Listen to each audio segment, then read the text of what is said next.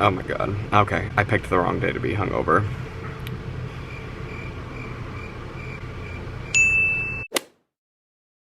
Okay guys, we're doing the first video. It's not off to a strong start. You'll probably find out why later.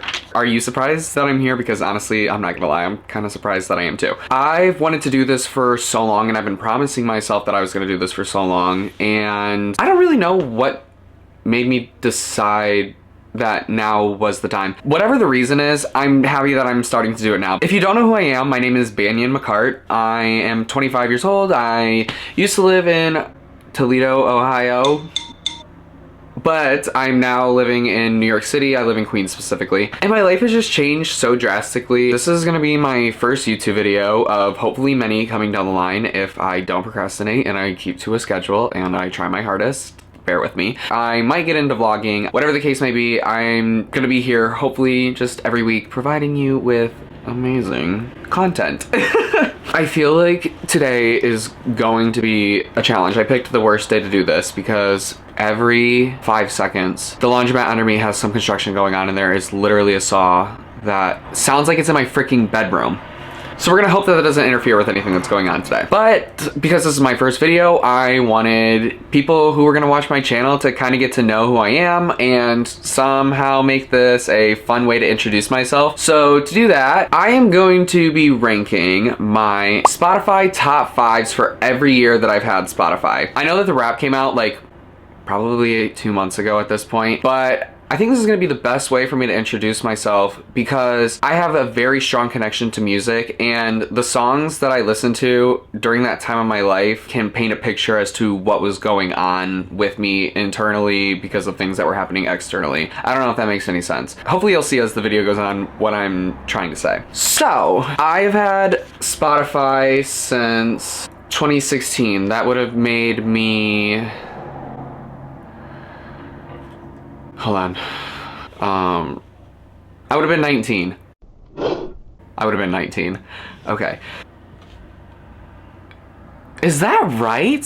2022, I'm 25. What? 2016, I'm 19. Holy shit. That took me so long to get to. I got the answer twice during this, and I'm doubting myself. It's honestly been a journey with my Spotify. I can tell through some of the music that I listen to, I was in like the highest highs in my life at that point, and in some of them I was in like the lowest lows, and some of these are reflective of very interesting times and stories of my life. Okay.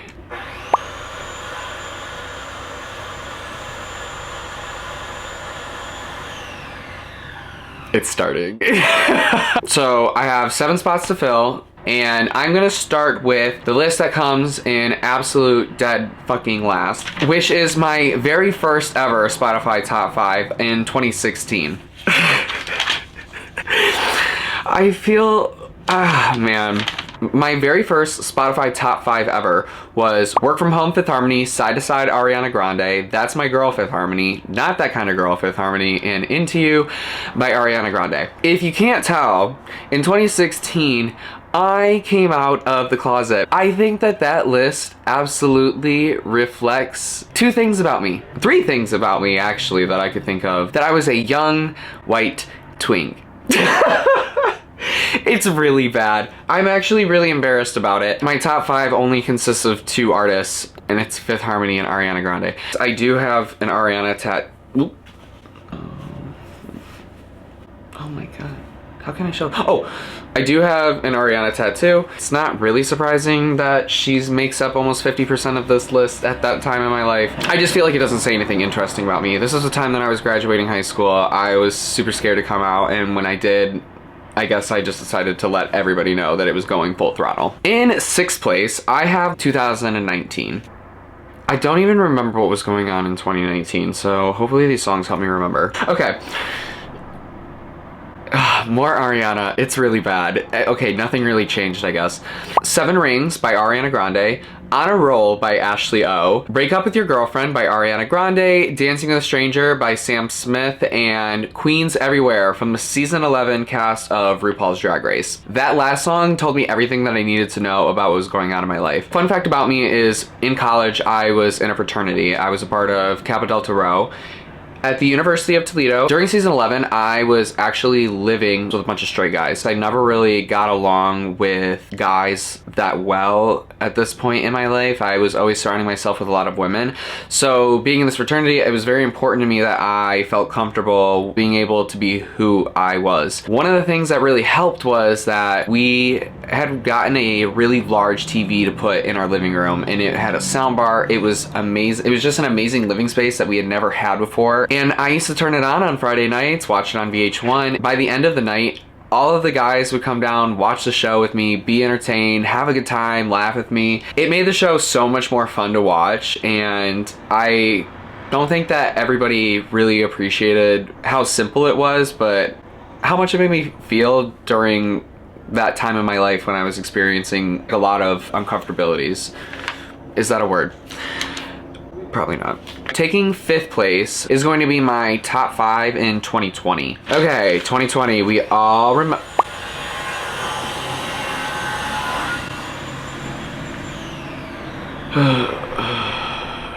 I mean, it sounds like it's in my room. What was I saying? Oh, 2020. We all know what happened during 2020. And if the pandemic wasn't bad enough, my choice of music at this time definitely made it worse. I'm honestly probably more embarrassed of this list than my 2016 list for a lot of reasons.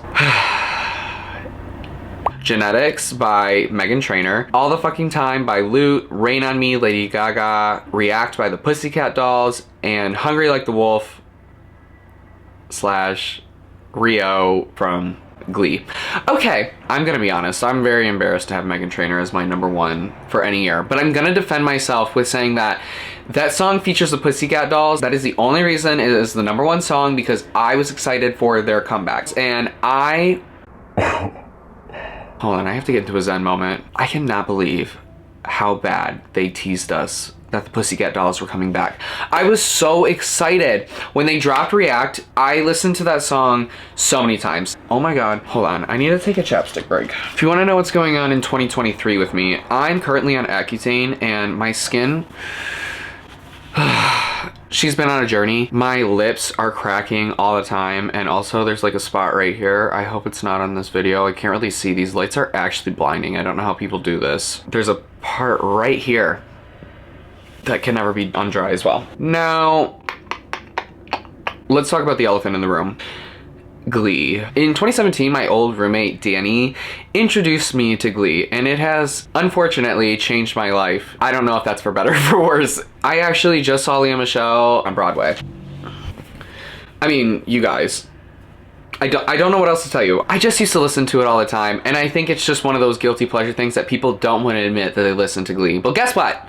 I still listen to Glee. The number 4 spot is going to be my top 5 from 2021. 2021, I don't really think like much happened. There really wasn't much going on in my life. A lot of things changed the following year in 22, but I think I was just pretty stagnant, doing nothing. My list is She's All Yours by Lute, Inferno. Who the fuck was Inferno by? Oh, it was like Bella Poarch. UK Hun from the season 2 cast of RuPaul's Drag Race UK. Need to Know by Doja Cat, and 4 Minutes, the Glee version. It doesn't really spark anything for me. I do remember really loving the 2nd season of UK Drag Race. I am a Drag Race stan. Okay, you know what? Actually, no. You wanna know what really inspired me to do something like this? And it actually happens around this time, because the pandemic kind of changed that people were doing drag online, and I love drag. I love drag, I love Drag Race. I changed the way that people were delivering content, and a lot of drag queens started to make like review shows from home. This is content that I consume daily, and because of it, it's kind of inspired me to be like,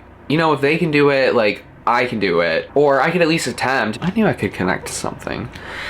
I ain't no stupid. In 3rd place is going to be my top 5 from 2017. The top 5 are Down 5th Harmony, Humble Kendrick Lamar, Angel 5th Harmony, Stay. Who the fuck did Stay? I should have wrote down also the artists. I thought I would know all of them just by the names, but Stay could be a million people. Stay Rihanna, Stay. Oh, it's Stay by Zed and Elise.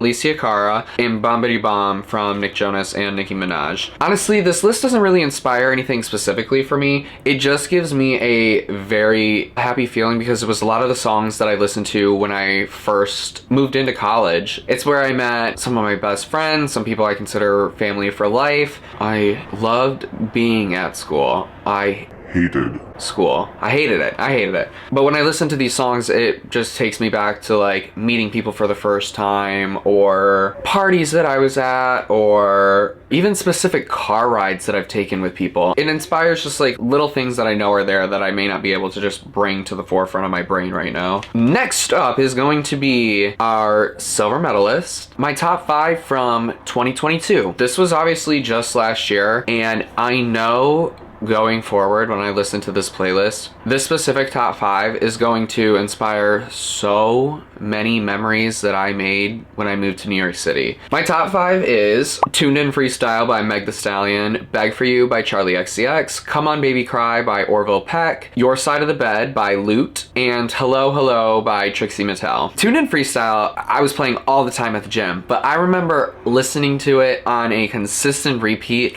when I got on a train to go and stay the weekend at a boy's house who I had just only known from meeting online like 3 days prior. I went from New York City to Delaware to go and stay with this boy because I thought he was that cute. And I didn't even know if I was gonna like him. I didn't even know if he looked like what he looked like, if this guy was gonna catfish me. I didn't know what was going on, but I took the chance and I do not regret it. Orville Peck became my #1 artist in 2022, and I absolutely love that. I saw him in concert last year. I mean, I sobbed like a child the whole entire time. It was incredible. It was just incredible. Hello Hello by Trixie Mattel. I got to meet Trixie and Katya, which blew my fucking mind. I'm just happy I got to make them laugh. I'm happy that my interaction was good. These are 2 people that I watch every single day, so to get to meet them, it was incredible. It's crazy to think that this is actually not my #1, and I'm hoping that as I talk about what made #1, maybe it'll make more sense to me, because right now I'm actually debating as to why I put this as my 2nd place. And now the moment that we've all been waiting for. My #1 spot is going to be my top 5 from 2018. I have to see what the list is because I'm very curious as to why I put this as my #1.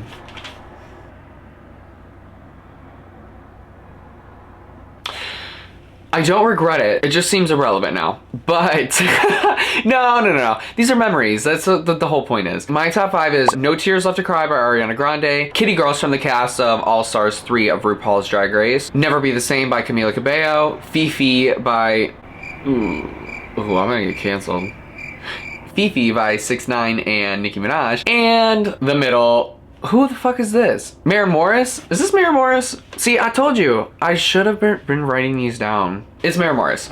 The Middle by Maren Morris. 2018, I moved in to my fraternity's campus house. Oh god, this is so cringy to say now, but like No Tears Left to Cry has a lot of special meaning to me because it came out at a time that I was like really into somebody, and oh god, no, psych, I'm not even gonna do that to myself. I just like that song because it just came out at a time when things were going really good in my life, and I was like starting to really become my own person, but I was starting to grow as a person as well. I wasn't staying like the same asshole that I had been for a while. I was an asshole for a while. All Stars 3, incredible season. It's actually the first full season of Drag Race that I've ever seen was All Stars 3. So it means a lot to me. I don't like the Camila Cabello song. I actually don't know why this is there. And Fifi in the Middle just remind me of a lot of parties, a lot of moments I don't remember, a lot of things that are kept in my Snapchat vault, and I'm really glad I got to experience something like that before the pandemic hit. It made my experience in college feel more worth it than ever. And all in all, it just brings me to a really good place in my life. So yeah, I can see why this would